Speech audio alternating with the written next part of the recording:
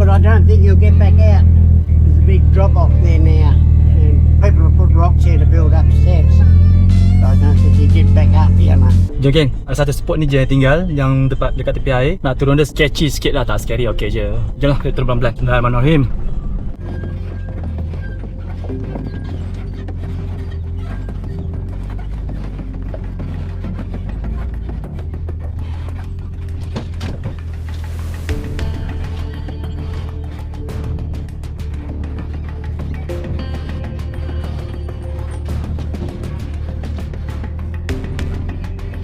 Alhamdulillah geng, sampai lagi kat bawah ni geng.